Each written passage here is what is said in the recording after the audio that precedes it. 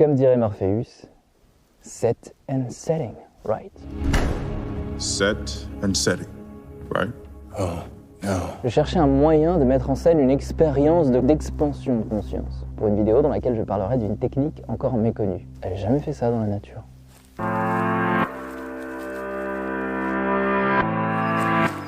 Mais ça marche avec la lumière et je savais pas où la brancher. Mais j'ai trouvé. When you have struggle in your life, it's not because the universe doesn't like you.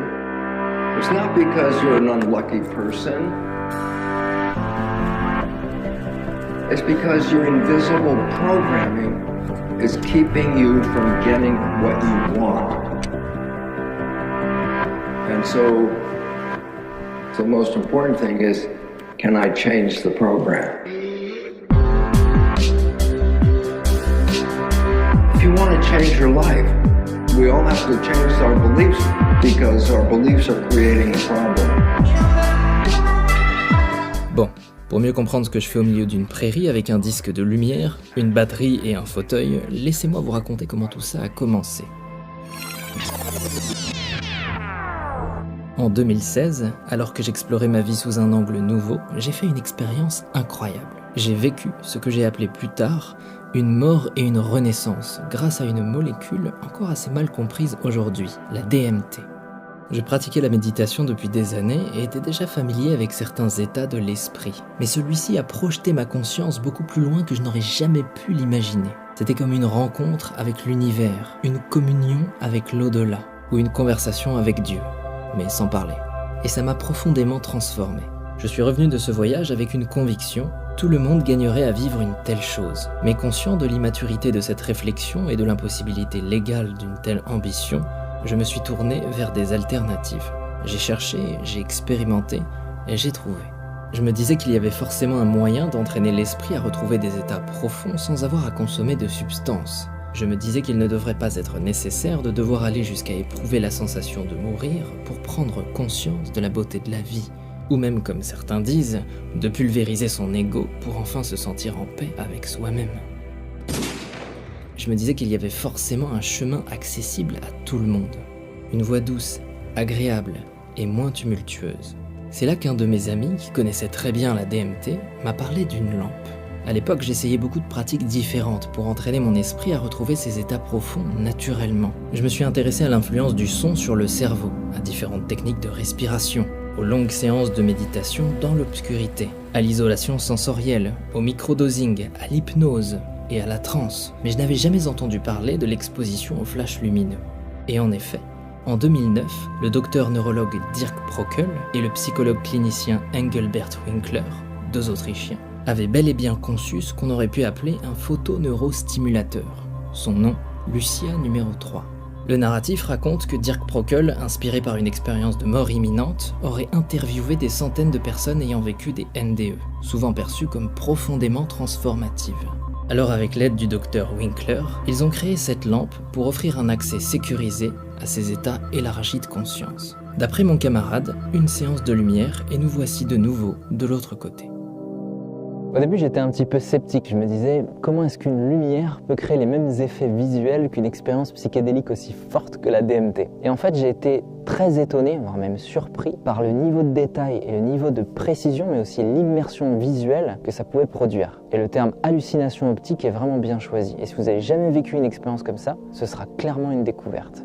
Mais c'est pas simplement une expérience visuelle, c'est aussi une expérience corporelle. Au bout d'un moment, on a l'impression que la sensation du corps commence à s'estomper, voire à disparaître. C'est un peu comme si on s'élevait, comme si on était un peu au-dessus de soi. On est tellement pris par l'expérience qu'il n'y a plus que l'expérience.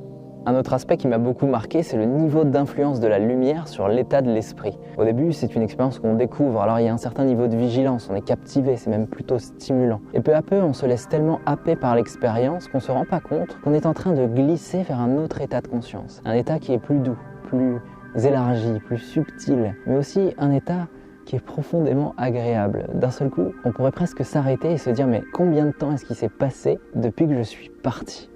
Comme si j'avais quitté cet espace-temps pour me retrouver ailleurs. Et puis il arrive un moment où les visuels n'ont plus d'importance. C'est comme si on avait donné à l'esprit la matière première onirique pour qu'il puisse créer ses propres visions. Et on peut se retrouver dans des environnements qui sont très réels, avoir carrément la sensation d'être dans un rêve tout en étant éveillé, et d'avoir autour de soi un environnement, tout ce qu'il y a de plus réaliste. Comme lorsqu'on est en train d'imaginer quelque chose de précis, c'est là qu'on arrive dans une partie de l'esprit qui est difficile à expliquer en fait, où chacun peut vivre une expérience qui lui ressemble, alors que finalement les visions, a priori, sont induites de manière mécanique par une lampe, mais ces visions sont interprétées par son esprit, et la prédisposition mentale dans laquelle il se trouve à cet instant fait qu'il va vivre une expérience qui n'a absolument rien à voir avec la lumière. Quoi qu'il en soit, à la fin d'une expérience de lumière, on a la sensation d'avoir un poids en moins. On se sent plus léger, plus détendu. Le bagage émotionnel et mental avec lequel on est arrivé est en général apaisé. Et pour la plupart des gens, il y a vraiment une sensation de liberté, comme si on avait eu une bonne sieste ou une nuit bien régénératrice. Ou pour quelqu'un qui a du mal à se détendre et qui traverse une période de vie peut-être un petit peu difficile sur le plan émotionnel et psychique, il y a clairement une immersion qui est faite. C'est comme si on coupait et qu'on vivait autre chose, comme si on pouvait se sortir de soi et revenir à soi un peu plus tard. Pour la plupart des gens, c'est vécu comme quelque chose de profondément agréable. Toutes ces couleurs qui venaient en même temps, ça m'a donné envie de sourire, même de rire. Et j'avais les yeux fermés, mais je voyais réellement, vraiment là. C'est un peu comme si le temps s'était arrêté. C'était magnifique, comme un kaléidoscope géant. Vraiment, ça m'a posé, il y a vraiment une pause dans le temps en fin de compte. Pour moi, l'expérience était davantage comme un voyage interstellaire. J'avais plus du tout la sensation de mon corps. Je sais pas comment expliquer ça, mais... Le corps, lui, était off. Pour moi, ça s'est passé comme un claquement de doigts et je me sens... Je faisais un voyage juste avec l'esprit, dans un décor magnifique. Pour ceux qui sont toujours à fond, ouais, ça fait du bien.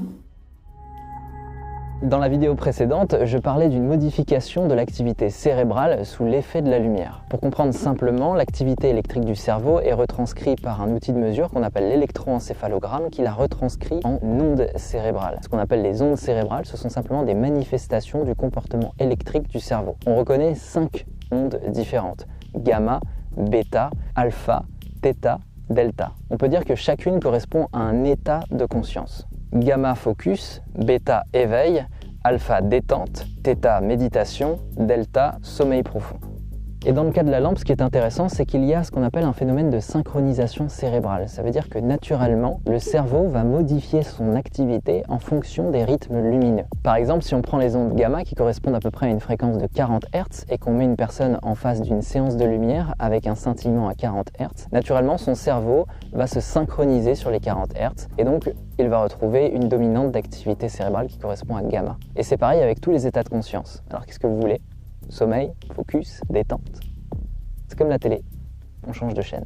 Dans le cas d'Alzheimer, des scientifiques ont découvert que la production d'ondes gamma par le cerveau stimule une réponse neuroprotectrice globale, c'est-à-dire qu'elle favorise un mécanisme de protection et limite l'expansion de la maladie. Alors évidemment, d'autres études doivent être faites pour bien comprendre la relation entre la lumière et le fonctionnement du cerveau, mais ce qu'on peut relever, c'est qu'il s'agisse d'études scientifiques ou simplement de retours clients, les effets de la lampe sont clairement mesurables. Amélioration du sommeil, meilleure gestion émotionnelle, stimulation des rêves, certains même parlent de rêves lucides, facilité à entrer dans des états élargis de conscience, meilleure conscience de soi, amélioration de la concentration et réduction du stress.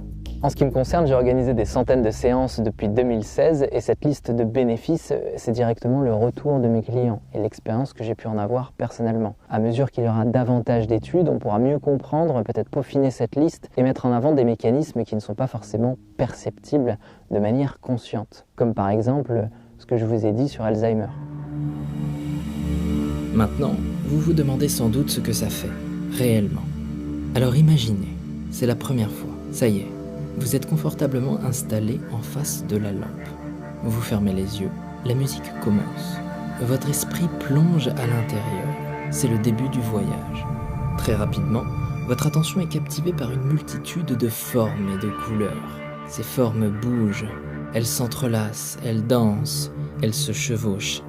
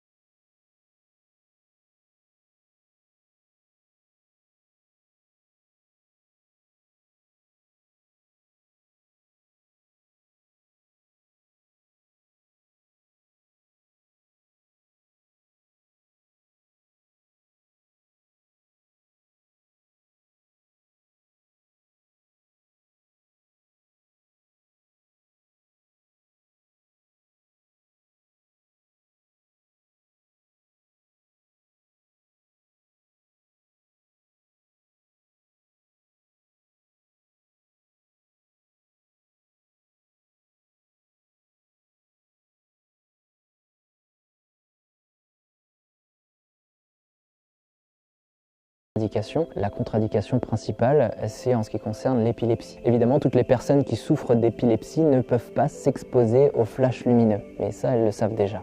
Aujourd'hui, il existe plusieurs lampes. Il y a la Lucia numéro 3 qui est commercialisée autour de 22 000 €. Et puis ensuite, il y a la Roxiva et la Pandora qui, elles, sont vendues autour de 5 000, 5 300 ou 500 €. Ce qui reste quand même du matériel assez cher. Mais une lampe prometteuse est en train de chambouler le marché de la neurostimulation. Il s'agit de la Dream Machine. En plus, c'est la seule à disposer d'une application gratuite faisant de votre téléphone ou de votre tablette une télécommande pour choisir votre programme préféré, régler l'intensité et lancer la séance. Coup de cœur pour la Dream Machine, perso. Les créateurs sont français et ils ont fait en sorte d'optimiser le fonctionnement sans diminuer la qualité du matériel. Leur technique pour y arriver, baisser les marges et cibler davantage le grand public. Ce qui fait qu'aujourd'hui, vous pouvez commander une lampe qui rivalise sérieusement avec des outils professionnels inaccessibles jusqu'alors pour 440 €. On est quand même moins des 22 000 ou des 5 000 € de la Pandora.